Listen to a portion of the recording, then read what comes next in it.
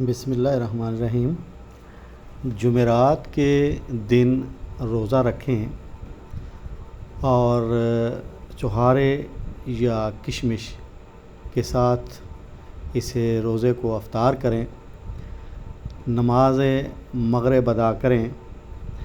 نماز مغرب سے فارغ ہونے کے بعد 121 مرتبہ بسم اللہ الرحمن الرحیم پڑھیں۔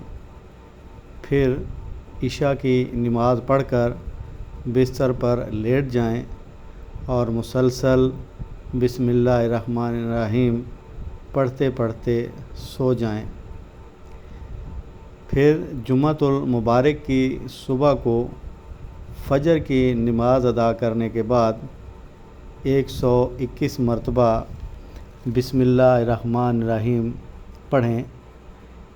بسم اللہ الرحمن الرحیم پڑھنے کے بعد اسے علیحدہ علیحدہ حروف میں زعفران یا کالی سیاہی سے لکھ لیں۔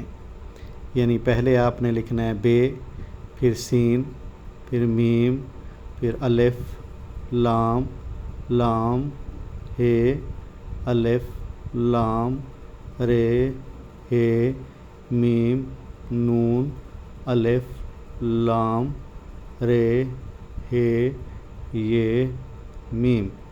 یعنی آپ نے ان تمام حروف کو جو ہے وہ الگ کاغذ پر لکھ لینا ہے، اور لکھتے وقت آپ کا جو بھی مقصد ہے اس کا تصور ذہن میں رکھنا ہے، اور پھر اس کاغذ کو اپنے پاس رکھ لیں۔ جس کام کی غرض سے جس کے پاس جانا ہو، راستے میں جاتے ہوئے بسم اللہ الرحمن الرحیم کا ورد کرتے جائیں تو انشاءاللہ آپ کا وہ شخص کام بھی کرے گا، آپ کی عزت بھی کرے گا، اور آپ کے وقار کو بھی تسلیم کرے گا۔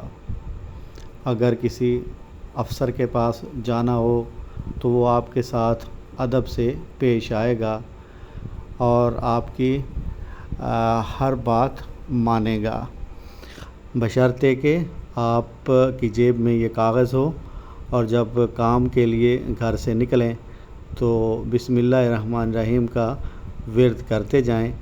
جب افسر یا جس سے جو کام ہو اس کے پاس جائیں تو تصور میں ہی اس پر دم کر دیں۔ انشاءاللہ آپ جو چاہیں گے یا جسا چاہیں گے اپنا بنا لیں گے۔